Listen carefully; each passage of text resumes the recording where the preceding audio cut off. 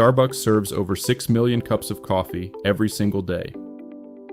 But the coffee in your hand right now, before it ever touched a machine at your local store, traveled through 3 different countries, survived 2 completely separate roasting processes, and was tested by a trained human nose more times than most people wash their hands in a week. The store is the last stop. The factory is where the real story happens, and almost nobody talks about what goes on inside it. Where it begins. The bean nobody sees. Starbucks sources coffee beans from 3 primary regions: Latin America, Africa, and the Asia Pacific. Each region produces a bean with a completely different flavor profile. Latin American beans tend to be clean and nutty. African beans, particularly from Ethiopia, carry floral and berry notes that taste nothing like what most people associate with coffee. Asia Pacific beans, especially from Sumatra, are earthy, heavy, and low in acidity. Starbucks doesn't pick one. They blend all 3, in proportions that are proprietary and have never been publicly disclosed, to create the flavor consistency that makes a coffee bought in Karachi taste identical to one bought in Chicago. But before any of those beans reach a roasting facility, they go through something called green coffee sourcing. And this is where Starbucks operates very differently from most coffee companies. The company employs a global team of trained coffee buyers called coffee source teams, who physically travel to farms, taste samples directly at origin, and negotiate contracts with individual farmers. They're not buying from commodity markets. They're buying specific lots, from specific farms, evaluated by trained humans on the ground. A lot that doesn't meet Starbucks' internal quality standard gets rejected at origin. It never even ships. Starbucks purchases approximately 3% of the world's total coffee supply every single year. For context, there are over 70 coffee-producing countries in the world, and one company is buying nearly 1 in every 30 cups worth of beans that exist on Earth. The beans that pass origin evaluation arrive at Starbucks roasting facilities as green coffee. Raw, unroasted beans that are pale yellow-green and smell faintly of grass and earth. They are nothing like what ends up in your cup. The transformation happens entirely in the roaster. Starbucks blends beans from 3 different continents to create one consistent flavor. Do you think you could taste the difference between single origin coffee and a commercial blend? Drop your honest answer below. The roasting facility, where coffee is actually born. Starbucks operates 6 roasting facilities globally, in Washington State, Pennsylvania, South Carolina, the Netherlands, China, and 1 additional facility for its ready-to-drink production lines. Each facility roasts beans to one of 3 core roast profiles: blonde, medium, and dark. These aren't just marketing labels. They are precise temperature and time specifications, locked into the roasting machines, that determine exactly how far the chemical transformation inside the bean is allowed to go. Green coffee beans go into industrial drum roasters, rotating cylinders that can hold hundreds of kilograms per batch. The drum spins continuously while heat is applied from below. As temperature rises, the beans go through a series of chemical stages. First, they lose moisture and turn yellow. Then a reaction called the Maillard reaction begins, the same reaction that browns bread or meat, and the beans start developing hundreds of flavor compounds simultaneously. Then comes what roasters call first crack, an audible popping sound similar to popcorn as the bean's cell structure breaks down and carbon dioxide releases. A blonde roast is pulled just after first crack. A dark roast continues until the beans reach internal temperatures above 220 degrees Celsius, develop surface oils, and the bitter, smoky flavor compounds that define Starbucks' most iconic profile fully develop. During roasting, a coffee bean loses between 15% and 20% of its original weight entirely as water vapor and gas. The bean also expands to nearly double its original size. What goes into the roaster and what comes out are physically, chemically, and structurally completely different objects. Only the name stays the same. The roasted beans don't go straight to packaging. They rest. For a minimum of several hours, the beans off-gas carbon dioxide, a process called degassing. If beans are packaged too soon after roasting, the trapped CO2 causes bags to bloat and burst. Starbucks one-way valve bags, the ones you'll notice have a small circle on the front, exist precisely for this reason.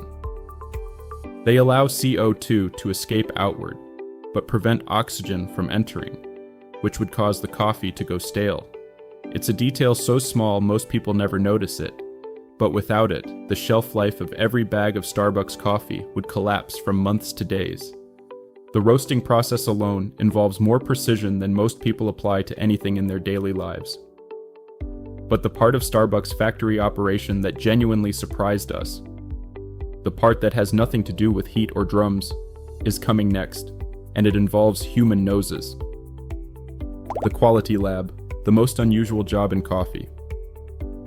Every Starbucks roasting facility has a cupping lab, a room that looks like a cross between a laboratory and a very serious dining room. This is where trained sensory specialists called Q graders evaluate every single roast batch before it's approved for packaging. Q graders are certified through a rigorous international examination process. Fewer than 7,000 people in the entire world hold this certification. Their job is to taste coffee the way a sommelier tastes wine. Systematically, technically, and with language precise enough to describe the difference between bright citrus acidity and mild stone fruit sweetness in the same cup. The cupping process is standardized. A specific weight of ground coffee, a specific water temperature, a specific brewing time, all controlled.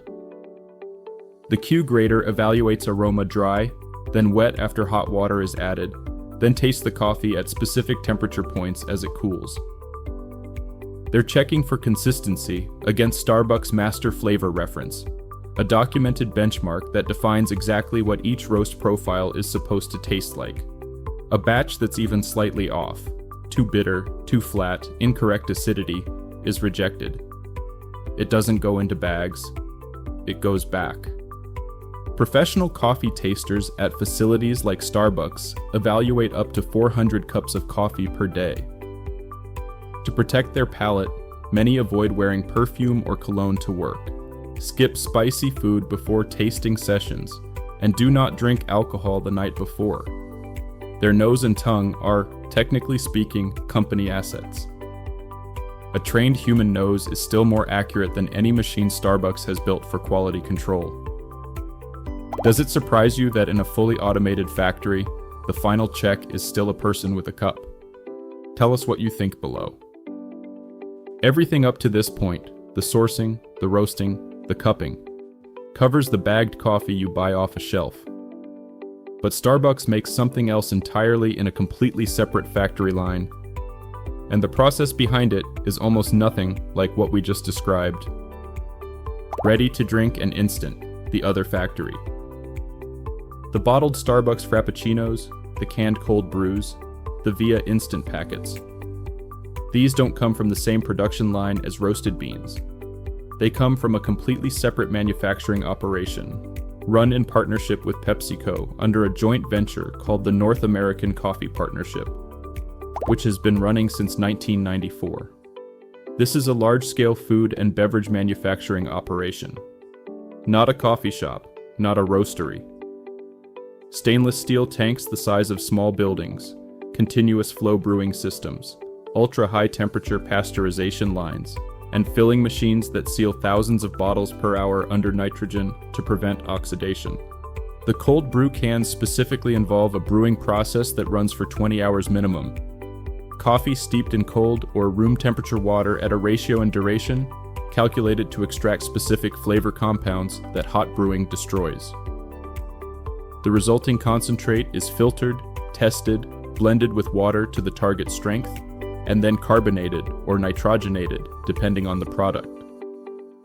Nitro Cold Brew, the one with the creamy cascading texture, gets nitrogen gas dissolved into the liquid under pressure before canning. When you open the can, the pressure drop releases the nitrogen as thousands of tiny bubbles, creating that texture entirely through gas physics, with no dairy involved. Starbucks via instant coffee, the small paper packets, uses a technology called microground coffee, not freeze-drying like most instant coffees.